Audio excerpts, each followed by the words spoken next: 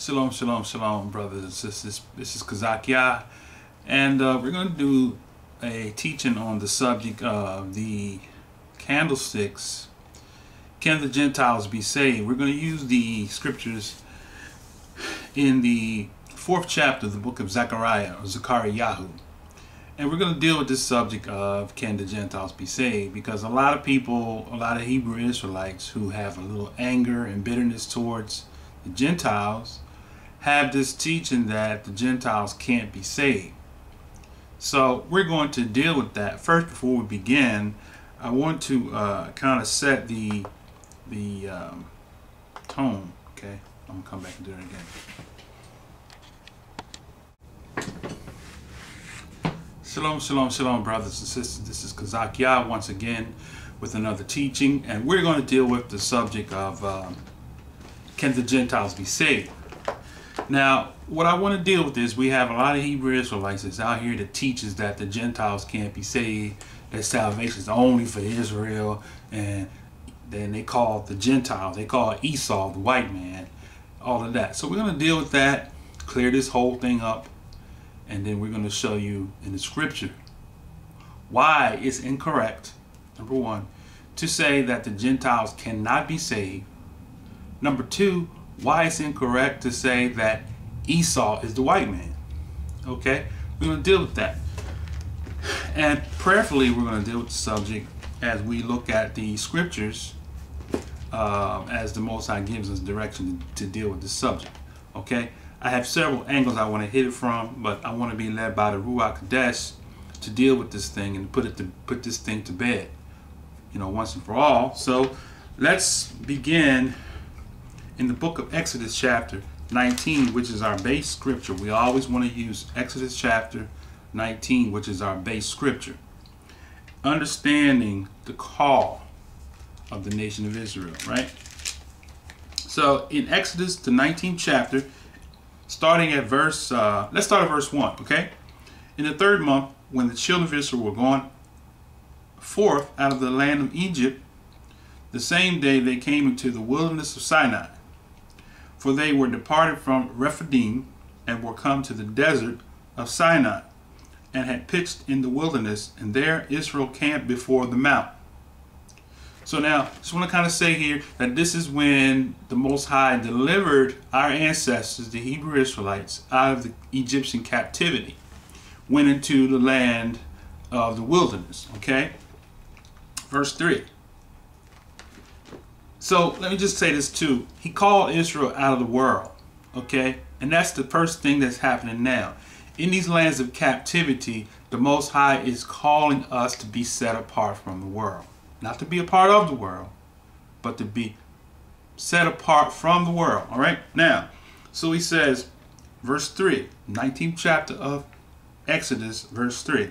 And Moshe went up into Elohim, and Yahweh called unto him out of the mountain, saying, Thus shalt thou say to the house of Jacob, tell the children of Israel. Okay? Now, here's the commission that the Most High gave to the nation of Israel. This is his original plan. It's called the original precept, or his original idea. Okay? You have seen what I did to the Egyptians, and how I bore you on eagle's wings, and brought you unto myself.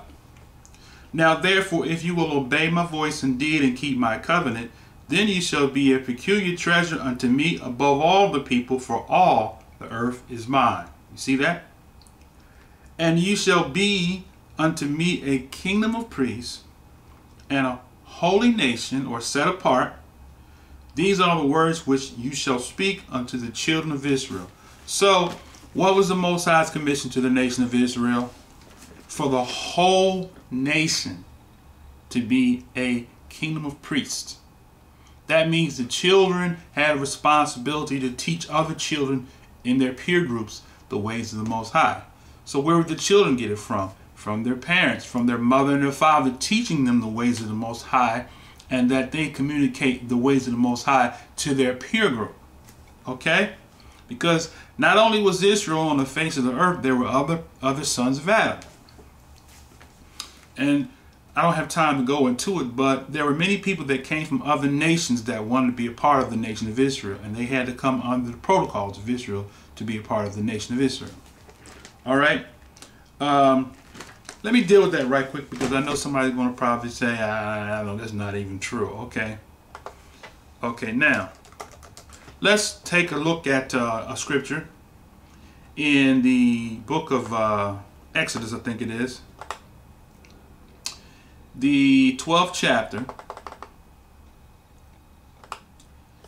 And the 12th chapter in verse 9. Exodus chapter 12, verse 9, and it reads, 7 days shall there be no leaven found in your house. For whosoever eateth that which is leavened, even that soul shall be cut off from the congregation. All right? Whether he be a stranger or born in the land. You see that? So he says that this person is a stranger. Now watch this now. Verse 20. You shall eat nothing leavened in all your habitations. You shall eat. You shall you eat unleavened bread. Now let me just move forward a little bit. Let's go. The 12th chapter, verse 43, and it says, and Yahweh said unto Moshe and Aharon, this is the ordinance of the Passover, thou shalt no stranger eat thereof. Now watch this now. Stick with the text. Verse 44. But every manservant that is bought for money, listen, every manservant is bought for money when thou hast circumcised him, shall eat thereof. So if the stranger is bought with money, he said what he's supposed to do with the stranger. That he shall, when he is circumcised, him, then shall he eat thereof. Verse 45. A foreigner that is a hired servant shall not eat thereof. If in one house shall be eaten, thou shalt not carry forth out of the flesh abroad. Out of the house, neither shall ye break a bone of it. Now, verse 47. All the congregation of Israel shall keep it. Verse 48, key. Here's the key verse right here. And when the stranger shall sojourn with thee, now that's that word sojourn in Hebrew, gor, which means to sojourn, to gather, to dwell, okay? A sojourner with thee will keep the Passover. He didn't give any specific instruction as to who this sojourner was allowed to be. But he said, if the stranger sojourned amongst Israel, watch what he says, and he will keep the Passover, Yahweh, let all his males be circumcised. See that? And then let him come near and keep it, and shall be as one that is born in the land. For no uncircumcised person shall eat thereof. Verse 49. One law shall be for all. One law shall be to him that is homeborn, and unto the stranger that sojourneth among you. So that's what the Most High said. So Israel, back to what we were saying in the 19th chapter of Exodus, Israel sojourned, Israel dwelled around other nations, but the Most High gave the clause that if another nation wanted to come to dwell with Israel, then they had the right, but they had to be circumcised to keep these feasts. All right? So that's the whole thing. Now, let me deal a little bit with that circumcised thing. Okay? Now,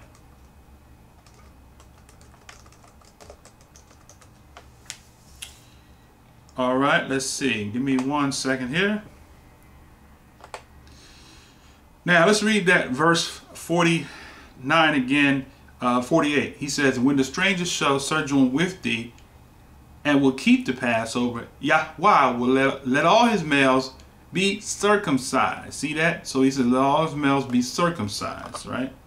So that's what the covenant was. The covenant with Abraham was circumcision. So now we got people saying now that you don't have to be circumcised in the flesh because that's all under the law. But the law is the law is a shadow of things to come. So the shadow doesn't go away, so we don't have one without the other, right? Now, let's go to let's see.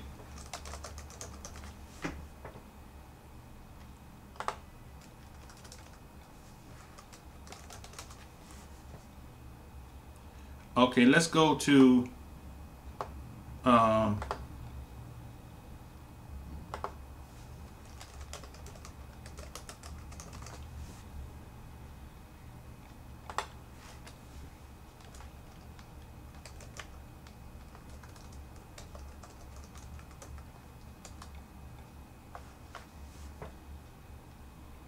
just give me just 1 second here.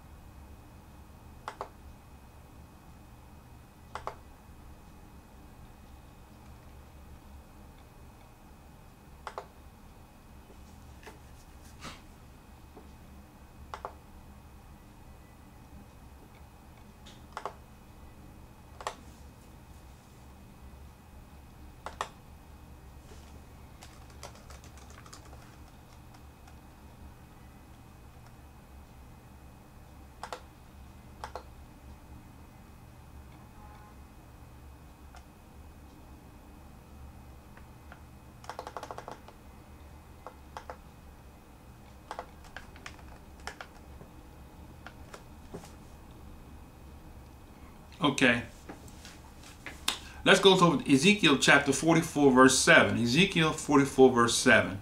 Okay, and it reads, let's start at verse 6. No, let's start at verse 1. Okay. Then we brought me back to the gate outward the sanctuary, which looketh out to the east, and it was shut.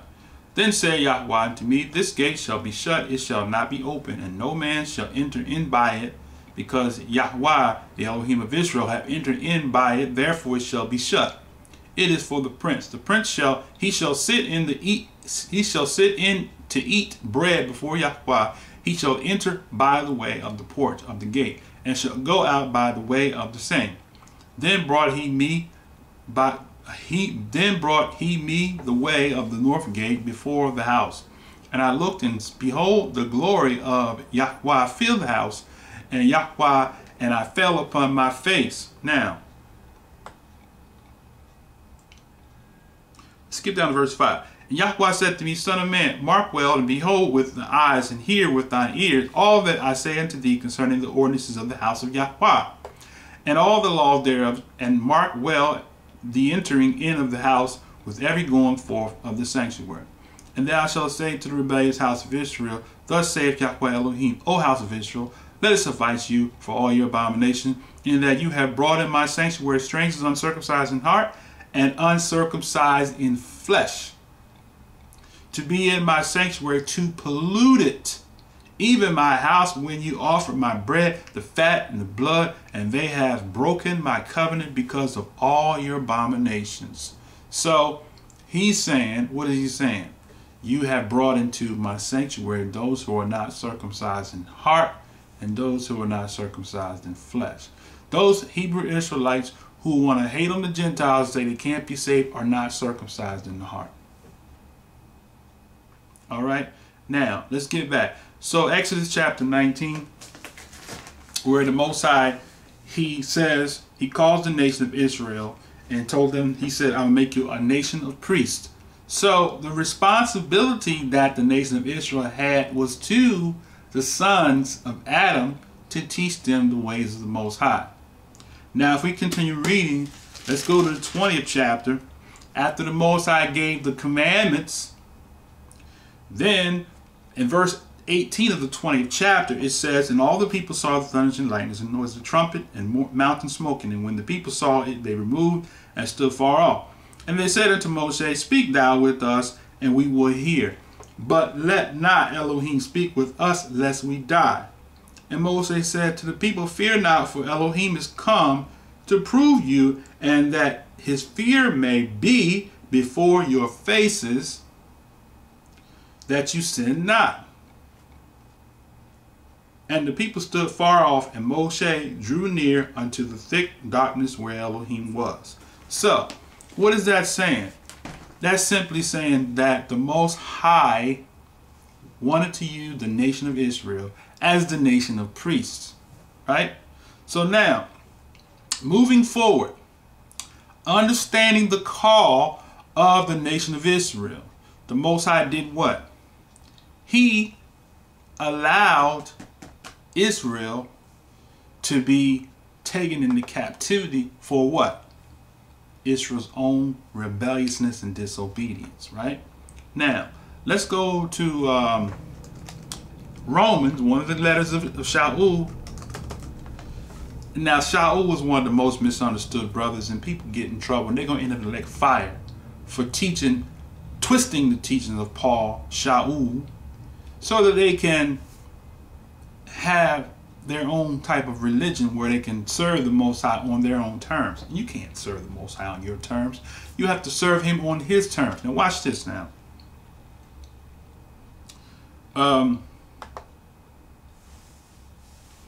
Let's look at Zechariah 12. The 4th verse says, and in that day, Yahweh, I will smite every horse with astonishment, and his rider with madness, and I will open mine eyes upon the house of Yehuda, and will smite every horse of the people with blindness. So you see that? So Israel, the Most High prophesied, before I go to the book of Romans, some of you non-Messianics don't even read the New Testament, but I'm showing you that there's a parallel to what the prophet says to what the Most High said, right? Now, Zechariah 12:4 says that the Most High is going to do what? Open my eyes upon Yehuda, the house of Yehuda, and they will smite every horse of the people with blindness. Now, if we go to Romans chapter 11, now watch this. Shaul says some things that is very key, right?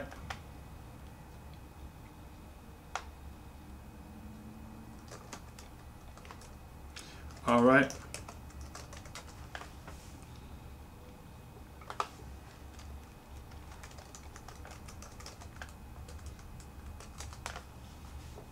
Okay, Romans chapter.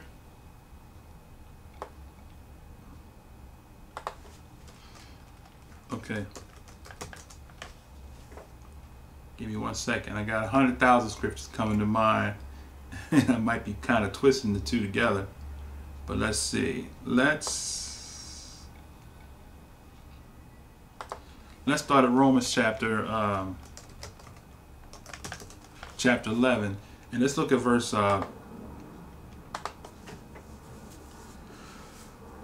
Let's start at verse.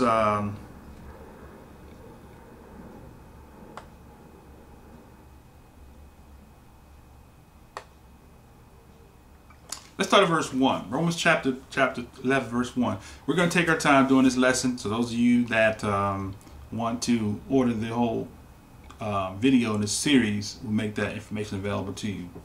Okay, verse 1. I say then, have Elohim cast away his people? Elohim forbid. For I also am an Israelite of the seed of Abraham, of the tribe of Ben-Amin. So those of you that want to attack Shaul, you are bearing false witness against your brother, because you don't even know whether or not, you're saying he didn't exist. You wasn't there. You can't give a testimony to whether or not Shaul existed or not, was he was a Hebrew, whether he was created by somebody else. So you can't bear false witness against somebody that you weren't there. You have to. Okay? The scripture says, out of the mouth of 2 or 3 shall every truth be established. Okay? So if you have 2 or 3 Hebrews who can confirm, who was there to confirm that Shaul never existed, or that Shaul was not a Hebrew, then you got a valid claim. But if you can't come together with 2 or 3 witnesses, then you cannot say that Shaul was a false prophet. Were you eyewitness there? Were you there present on the scene? Okay, so all we got to go by is the written letter, and we compare what Shaul says with Torah. Okay, now, he says, Elohim have not cast away his people which he foreknew. So he did not cast away. So those of you that teach that the church, the Israel is no more, it's the church, Israel is no more. No. He says, has Elohim cast away his people? No, would not. That what the scripture says, Eliyahu, who maketh intercession to Elohim against Israel, saying, Yahweh, they have killed thy prophets and digged down thine altars, and I am left alone, and they seek my life. Now, Shaul was quoting what Eliyahu said after he was on the run from Jezebel. You can read that in the book of Kings, right? Where, let's see.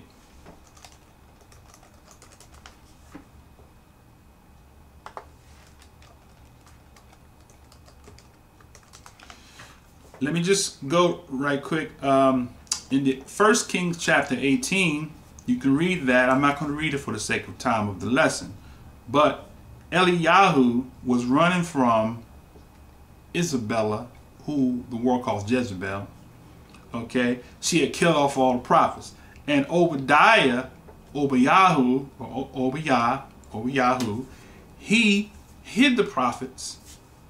And Eliyahu thought that Obadiah was going to turn him into the king, Ahab, so he could turn him over into the hands of Isabella, so that she could have him killed or have him slain like all the other prophets was, okay? And that's a whole nother story. Okay, now I'm going to get back. So he said, she killed all the prophets, verse 3, and dig down the altars, and I am left alone, and they seek my life. Verse 4, but what says the answer to Elohim unto him?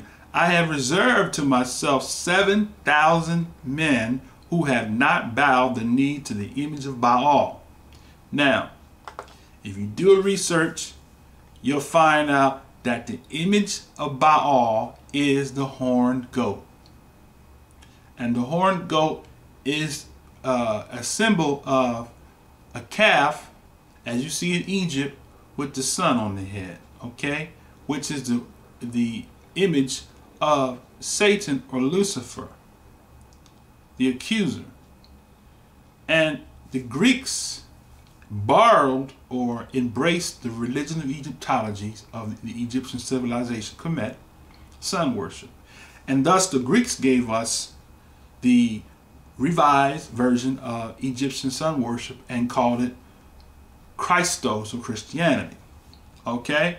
So the image of Baal it migrated to a modern form, which is Jesus, which the world calls Jesus. Okay?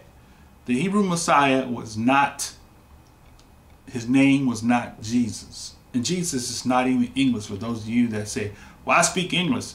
Jesus is not even English. Jesus is late Latin. Okay? Get you a Webster's dictionary and read Jesus, and it will tell you. You'll see in the inscription of the dictionary LL, which says late Latin. Okay? Now, I'm going to show you. I'm going to give you a reference so you can look at it for yourself. Give me 1 second.